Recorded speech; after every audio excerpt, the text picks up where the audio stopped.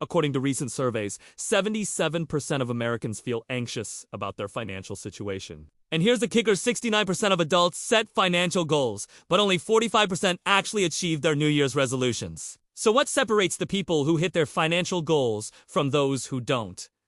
It's not willpower. It's not discipline. It's having the right systems in place. In this video, I'm breaking down 5 evident methods to actually achieve any financial goal you set in 2026, whether that's building an emergency fund, investing consistently, paying off debt, or hitting a new net worth milestone. These aren't motivational fluff.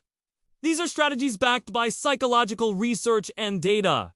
Let's get into it. Method number 1 is the WOOP framework. This stands for wish, outcome, obstacle, and plan. This framework was created by psychologist Gabrielle Oettingen after more than 20 years of studying human motivation. And here's why it's so powerful. Research shows that intentions only predict 28% of our actual behavior. That's why most New Year's resolutions fail. You intend to save money, but then life happens and you don't follow through. The WOOP method uses a psychological technique called mental contrasting, where you visualize your desired outcome but also plan for potential obstacles. Studies show that people using WOOP spend significantly more time working toward their goals compared to regular goal setting. They also handle stress better, get more involved at work, solve problems more effectively, and manage their time well. Here's how it works.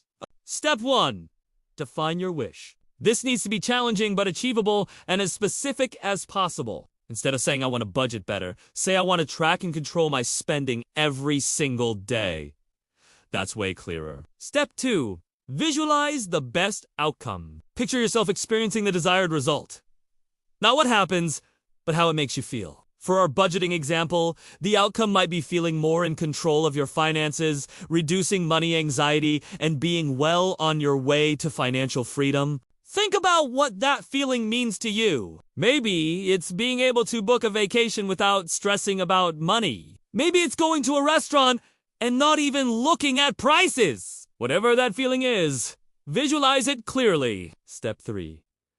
Identify the obstacle. This is the most important part, and where WOOP differs from traditional goal setting. Think about potential obstacles you might face and write them down. Research shows this step gives you energy to tackle challenges in the future, helps you find creative solutions, and gets your brain working on solutions automatically. In our budgeting example, maybe the obstacle is that you get overwhelmed by tracking every transaction. Or you look at your financial statements and think, there's so much data here. Where do I even start? Step 4. Create a plan using an if-then statement. Your statement should follow this pattern. If obstacle occurs, then I will blank to overcome it. Research says your mind will trigger the planned response without thinking when the obstacle shows up, if you plan this well. So, our plan might be, if I feel overwhelmed by tracking expenses, then I will immediately log just my 3 biggest purchases of the day and review my top 3 spending categories weekly instead of daily. That way, when you hit that obstacle, you have an immediate solution that keeps you on track. You can create a separate WOOP plan for every financial goal you want to hit in 2026. Just stay consistent and be specific with your wishes. Method number 2 is to automate the habit. This is a behavior hack backed by research from the Consumer Financial Protection Bureau. In a massive study, researchers analyzed over 127,000 savings goals to figure out which saving strategies actually work. They compared to methods. The first method was similar to what the Acorns app does every time someone spends money. A roundup feature triggers and rounds up the purchase to the nearest dollar, then saves the difference. So if you spend $8.60 on coffee, the app rounds it to $10 and saves $1.40. The second method was called guaranteed saving and occurred whenever the participant received a paycheck, usually on payday or every Friday. Among participants, the roundup method was more popular. It triggered 58 times per month on average and saved $1.40 per transaction. The guaranteed saving group saved only 5 times per month. But each time they saved a larger amount, $32.57. Here's the key finding. When researchers looked at who actually hit their savings milestones, like saving $500, $1,000, or $2,000 in a year, The guaranteed rules won by a landslide. Each guaranteed rule was associated with $333 more in savings versus just $126 for the roundup method. Here's the takeaway. Set up one guaranteed automated transfer, whether that's weekly, bi-weekly, or on payday, and make it substantial enough to actually move the needle. This is exactly why 401k accounts work so well for retirement savings in the United States. The money gets deducted from your paycheck before it even hits your checking account. You never see it, you can't touch it, so it actually gets saved. And here's the thing about humans, we're incredibly good at adapting to whatever resources we have available. If you automate $500 from every paycheck before you see it, you'll adjust your spending to live on what's left. But if that money hits your checking account first, you'll spend it. Method number 3, write it down. This sounds basic, but the research is clear. Dr. Gail Matthews conducted a study asking whether writing your goals down actually makes a difference in achieving them. She broke participants into 5 groups with different instructions. Group 1 had no goals and wrote nothing down. Group 2 wrote their goals down. Group 3 wrote down goals and action commitments. Group 4 wrote goals, action commitments, and gave them to a friend. And Group 5 did all of the above and provided weekly updates. Here are the results. The group that wrote down their goals, compared to those that didn't, were 42% more likely to achieve them. That's huge. Just the act of writing something down makes you 42% more likely to achieve it. But the groups with the best results were groups 4 and 5, the ones with accountability partners. According to follow-up research, employees who set time-bound goals and report weekly to their manager achieve 40% more than those who don't. In fact, accountability improves the chance of goals being achieved by up to 65%. So here's what you should do. Write down your financial goals. You can do this physically in a journal or a Post-it note and put it somewhere visible. Or keep a Google Sheet, Word document, or Notes app on your phone. I personally like to break my goals down into digestible chunks. For example, if my goal in 2026 is to save $75,000 for a down payment on a home within 3 years, I break that up into $25,000 per year. Then I break it down further. $25,000 per year is about $2,000 per month. Now the question becomes,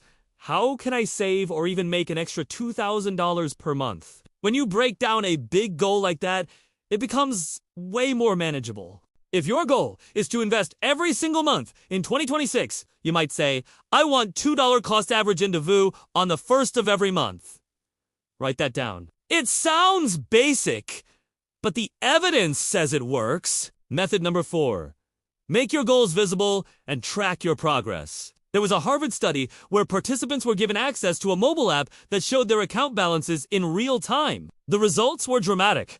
The average user decreased their monthly spending by 15.7%. This is further supported by government surveys showing that 50% of people who check their bank balances on their phones before a large purchase are more likely to reconsider buying that item. Here's the principle.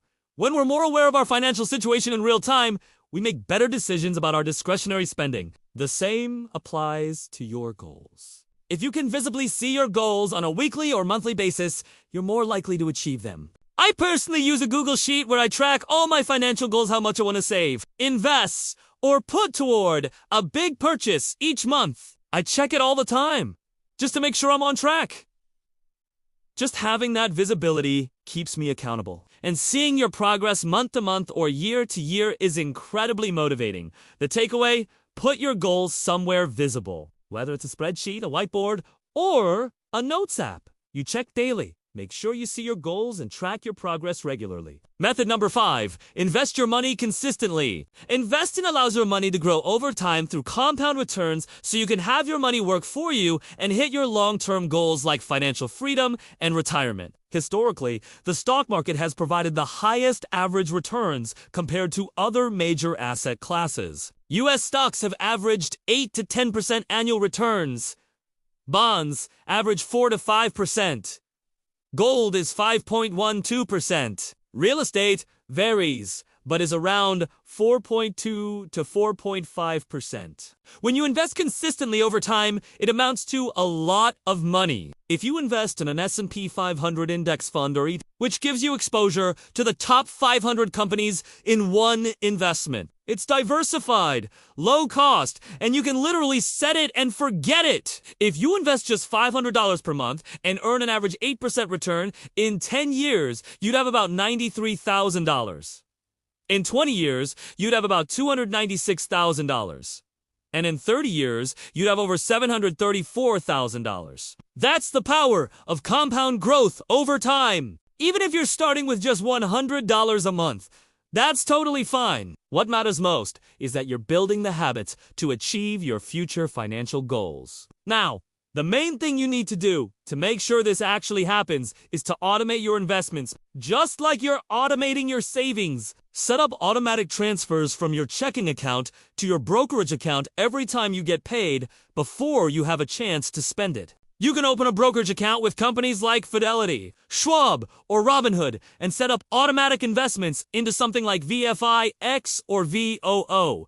Both are S&P 500 index funds or ETF. According to data on investment behavior, 80% of individuals perform better with specific, challenging goals compared to those with vague or no goals. Companies that set performance goals quarterly generate 31% more returns compared to those who review goals annually. The research is clear. Automation removes the need for willpower and keeps you consistent. And when it comes to investing, consistency beats everything else. You don't need to time the market or pick individual stocks. You just need to keep showing up month after month and let compound returns take over. So there you have it. 5 evidence-based methods to actually achieve your financial goals in 2026. 1.